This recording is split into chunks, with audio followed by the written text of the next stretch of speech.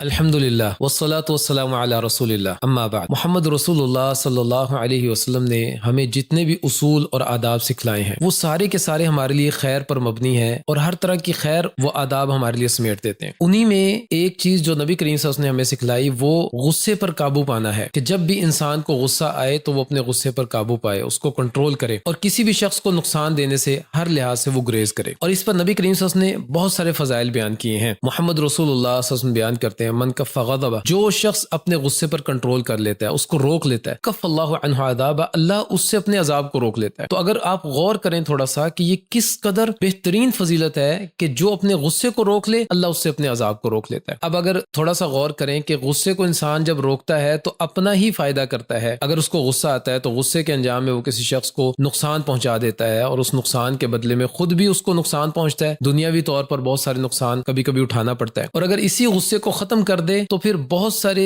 نقصانات سے اور بہت سارے ایسی چیزیں جو انسان کو نقصان پہنچا سکتی ہیں ان سے یہ بچ جاتا ہے، اور اس کے ساتھ ساتھ اللہ کے عذاب سے بھی بچ جاتا ہے۔ اسی طرح نبی کریم صلی اللہ علیہ وسلم نے ایسے شخص کو جو اپنے غصے پر قابو پا لیتا ہے، دنیا میں سب سے بہادر ترین شخص اس کو کہا ہے کہ یہ سب سے بہادر ہے۔ نبی کریم صلی اللہ علیہ وسلم بیان کرتے ہیں، لیس الشدید بالسرعہ انما الشدید الذی یملک نفسہ عند الغضب، بہادر وہ نہیں ہے جو میدان میں اپنے مد مقابل کو گرا دے، اس کو چت کر دے، بلکہ بہادر وہ ہے جو غصے کے وقت اپنے اوپر قابو پا لیتا ہے، اپنے غصے کو ٹھنڈا کرتا ہے۔ وہ کس طرح اپنے غصے کو ختم کرے وہ یہ جانتا ہے، اور وہ اپنے غصے کے وقت کسی بھی طرح کے لوگوں کو نقصان نہیں پہنچاتا یا اپنے آپ کو بھی نقصان نہیں پہنچنے دیتا۔ اسی طرح ایک اور حدیث جو بہت ہی بڑی فضیلت اپنے اندر سمیٹے ہوئے ہے، نبی کریم صلی اللہ علیہ وسلم نے بیان کیا، من کظم غیظا وهو قادر علی ان ينفذ، جو شخص اپنے غصے کو پی لیتا ہے، حالانکہ یہ ایسا شخص ہے جو اس بات پر قدرت رکھتا ہے، قادر ہے، اس کو اختیار موجود ہے کہ غصے کے وقت اپنے مقابل کو یہ کسی بھی طرح کا نقصان پہنچا دے، یعنی کچھ بھی کر لے غصے کے وقت۔ ایسا نہیں ہے کہ غصہ آیا کر کچھ نہیں سکتا، نہیں، سب کچھ کر سکتا ہے، لیکن اس کے باوجود یہ اپنے غصے کو پی لیتا ہے، اس پر کنٹرول کرتا ہے۔ تو اتنی بڑی فضیلت کہا کہ قیامت کے دن اللہ تعالیٰ ساری مخلوقات کے سامنے اس کو بلائیں گے۔ یہاں پر اگر کسی